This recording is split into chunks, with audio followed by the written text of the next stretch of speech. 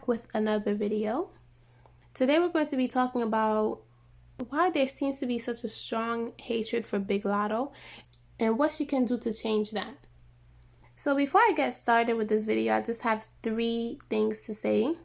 1, for the purpose of this video, I'm going to be calling her Big Latto. YouTube has very strong rules about slurs, and I don't really know how that works for someone whose stage name is technically a slur. But just to be on the safe side, I'm just going to call her Big Latto. Second thing I have to say is that personally, I have no problems with Big Latto. I don't really think that she's done anything too crazy to deserve the type of hate that she gets.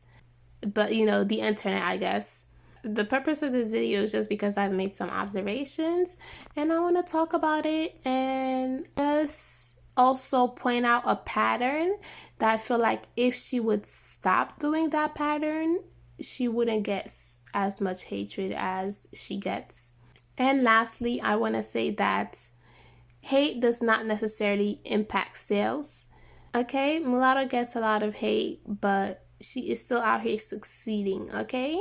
So let's really get into this video. Number 1, of course, is her name. Her stage name is a slur that white people call the person with black and white parents. The black side of the person was seen as a donkey, just so you can understand why black people are mad at the slur also. So in my opinion, I feel like she should have been changed her name because Big Latto has been in the public eye since she was a little kid. I mean, she won the rap game, which if you guys don't know, it was like a TV show. Ever since being in the public eye, she's been getting backlash, but she was very adamant about taking back the word. You know, the way that black people do to the N-word, the way that Amber Rose tried to do with the S-word.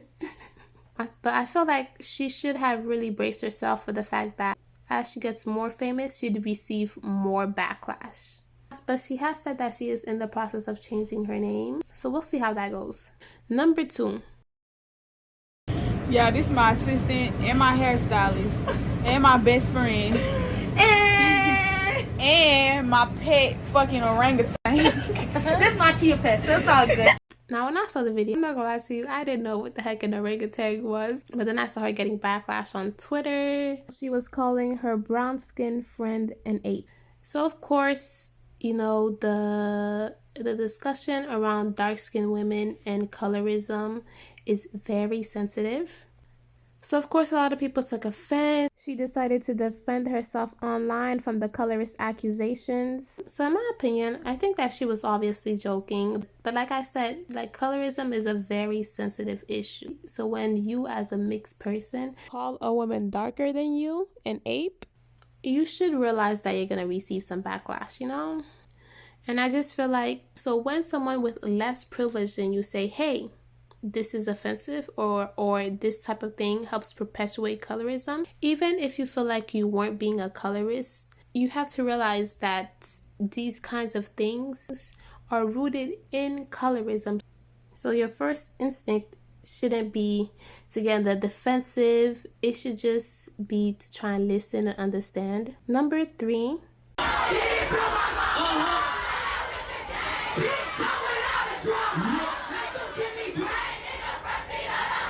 In the middle of a pandemic? We were social. Big Latto really popped off in 2020 during the pandemic. So like any new artist, she has to tour. Touring is how most artists make the real money. She's excited about performing. She's posting her performances. But you know, we're in a pandemic. So a lot of people didn't like that. It became this big thing online.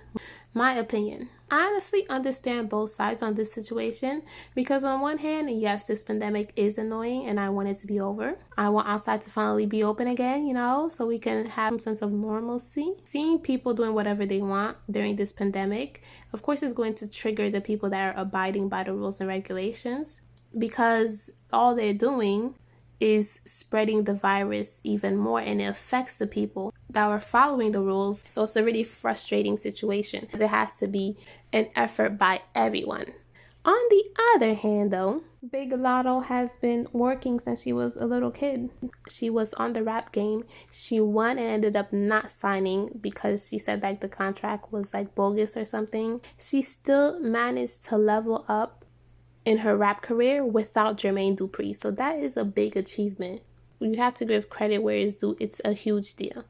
Unfortunately, she happened to reach her highest level of success in a pandemic. So to expect someone to sit down while a moment like this passes them by is pretty unrealistic, especially considering the fact that she's not bribing these people to come out to her shows. She's not forcing them. She's not holding a gun to their heads. They're coming for two reasons. Because they're outside already, living their best life. No virus, just vibes. Corona who? We don't know her. And because the clubs in their state are open because the government don't care. Number 4, bad mouthing an airline employee. Is this your grandma? Fuck her too. Is this your grandma? She almost got slapped today.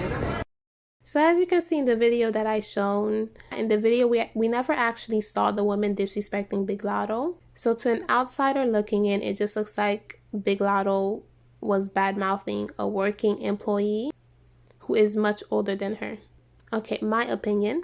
The problem with Big Latto is that she posts and doesn't think. But as a public figure, to avoid these kinds of situations, you have to think before posting. You have to ask yourself, should I post this? How is it going to look if I post this? Will it get me posted on a bunch of blogs and paint me in a negative light? The lady could have very well been disrespectful to her, but we didn't see that part.